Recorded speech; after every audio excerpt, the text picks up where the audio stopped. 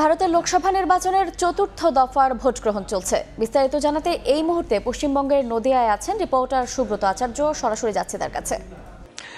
এবারও কিন্তু বিচ্ছিন্ন ঘটনার যে খবর সেটা কিন্তু আরো পরিষ্কার হচ্ছে। আপনি জানেন যে পশ্চিমবঙ্গে রক্তপাতহীন বা বিচ্ছিন্ন ঘটনা ঘটবে না, সেটা কিন্তু প্রত্যাশা করেনি নির্বাচন কমিশন এবং রাজনৈতিক দলগুলো। সে কারণে গোটা ভারতের বিভিন্ন রাজ্যে যে সংখ্যক কেন্দ্রীয় বাহিনী বা নিরাপত্তা নিশ্চিত করা হয়, পশ্চিমবঙ্গে তার থেকে অনেক বেশি করা হয়। তারপরেও কিন্তু পশ্চিমবঙ্গে ভোটে রক্তপাত হয় এবং রাজনৈতিক দলগুলোর মধ্যে ধাওয়া পাল্টা দেওয়ার ঘটনা ঘটে, অ্যারেস্টের মতো ঘটনা ঘটে এবং অভিযোগের একটা পাহাড় সম অভিযোগ পড়ে। আপনি জানেন যে এখনো পর্যন্ত, যেটি আমি সকালেও বলেছিলাম, যে কিছু বিচ্ছিন্ন ঘটনা ঘটেছে এবং সেই ঘটনা কিন্তু এখন অনেকটাই বড় আকার ধারণ করেছে। আপনি জানেন যে বিজেপির একজন শীর্ষ নেতা, তিনি বর্ধমানের একটি আসন থেকে লড়ছেন, দিলীপ ঘোষ। তার নিজের আসনেই কিন্তু সকাল থেকে ঝামেলা হচ্ছে এবং একই সঙ্গে লোকসভা বিরোধী দলীয় নেতা অধীর রঞ্জন চৌধুরী মুর্শিদাবাদ জেলার বহরমপুরের আসন থেকে তিনি লড়ছেন। সেখানেও কিন্তু ছোটখাটো বিচ্ছিন্ন ঘটনা ঘটেছে।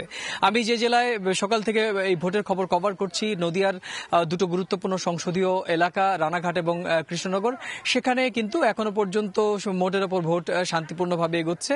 সার্বিকভাবে আপনি জানেন যে এই দফায় লোকসভার যে 18তম জাতীয় লোকসভা নির্বাচনের যে চতুর্থ দফার যে ভোট গ্রহণ, সেটি কিন্তু 10টি রাজ্যের 96টি সংসদীয় আসনে হচ্ছে। উত্তরপ্রদেশে হচ্ছে, অন্ধ্রপ্রদেশে হচ্ছে, মধ্যপ্রদেশে হচ্ছে এবং মহারাষ্ট্রে হচ্ছে। সব মিলিয়ে বাকি যে রাজ্যগুলোতে ভোট হচ্ছে, বাকি যে সংসদীয় আসনে ভোট হচ্ছে, সব জায়গাতেই কিন্তু শান্তিপূর্ণ ভোট হওয়ার খবর আসছে। আপনি জানেন যে আজকে শুধু পশ্চিমবঙ্গেরই কয়েকজন হেভিওয়েট প্রার্থীদের ভাগ্য নির্ধারণ করবেন না সাধারণ ভোটাররা। ভাগ্য নির্ধারিত হয়ে যাবে অখিলেশ যাদব, উত্তরপ্রদেশের সমাজবাদী পার্টির একজন শীর্ষ নেতা এবং বিজেপি বিরোধী জোট ইন্ডিয়া জোটের কিন্তু অন্যতম মুখও তিনি। আজকে কিন্তু অখিলেশ যাদবেরও আজকে কিন্তু ভাগ্য নির্ধারণ হবে।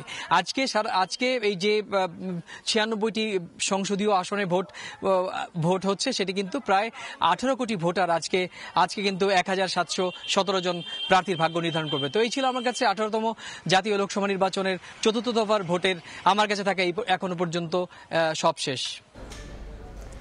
আমরা সরাসরি যুক্ত ছিলাম পশ্চিমবঙ্গে।